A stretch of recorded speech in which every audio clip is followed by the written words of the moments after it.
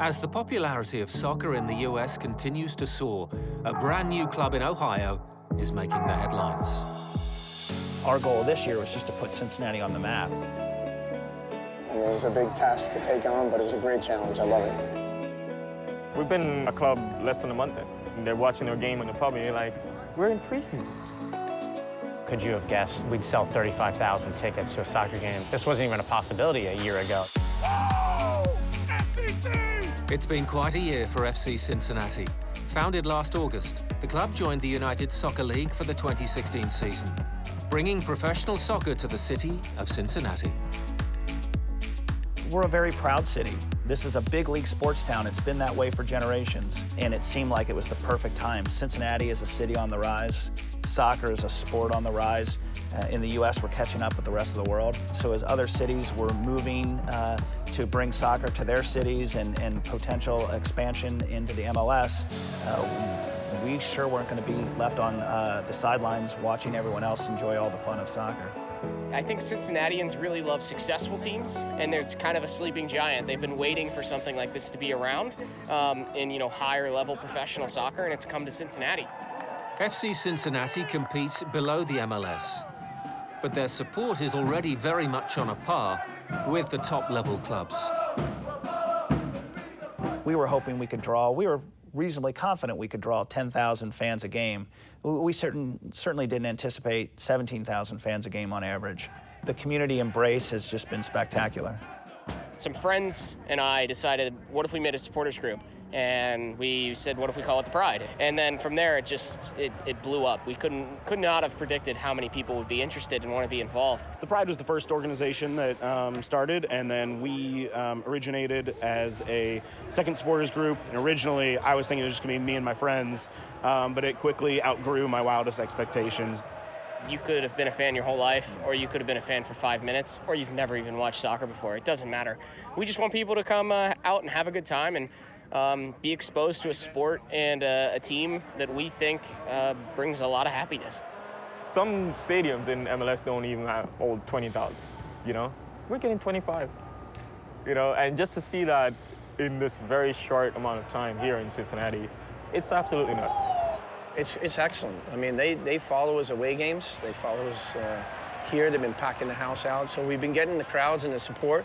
And to be fair, at times it's really positive, but it's also, from my standpoint, I have to manage the players because a lot of our players haven't played in front of big crowds, 15,000 plus, 20,000 plus, up to 35,000. So it's all about the growth in their education. Central to the club's success on the pitch is their head coach, John Harkes, a former US international star. His vision was key. When we signed John, it was intentional to say, we mean business here in Cincinnati. If we were going to introduce soccer at the highest level to this market, it needed to be the beautiful game. And I say that with respect. We wanted to play a certain style. We wanted to be an attacking style. And John was very committed to playing that style. I think every guy that came here, once they heard John was going to be the coach, kind of a light bulb kind of went off, and this is going to be quality. I have a guy like John, tremendous background in the field of English Premiership, national team, all that background and all that experience. I think a lot of guys would like, hey, I want that guy rubbing off on me. I think you always go into it with an optimistic approach. That we can do well, but you really don't know until you get challenged by, game after game, week in and week out. Our standard's high. Our cultural environment that we created here every single day with myself and the coaching staff is very high.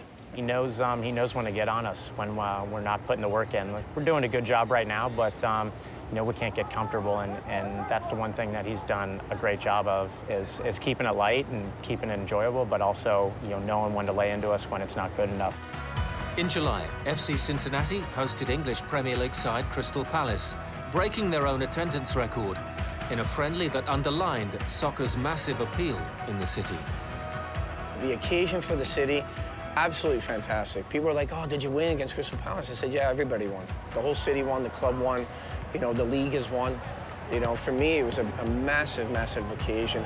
If you had told me back in August when we were launching that, At this point next year, you're going to be playing Palace in 35,000 sold-out stadium, and I would never have believed you. You know, absolutely incredible. Being able to connect with the fans, like little kids, you know, I remember growing up here, you know, seeing like Barry Larkin, catching a ball from them, or like you kind of like, you hold on to that moment, and you know, that, you know, kind of inspires some future soccer players, you know, in this city to be able to say like, oh, you know, I met this guy, or, you know, met Omar Cummings, and all that. You know, we want this experience to be great, and because we want that next step. We want to be MLS. You know, we want the highest aspirations for this club, and the fan base is definitely going to be something that's going to drive that. And having become part of people's lives, the ambition is for FC Cincinnati to go all the way to the top. The dream is definitely, and something that we were sold on, is to get this club to the highest possible spot, and that is the MLS.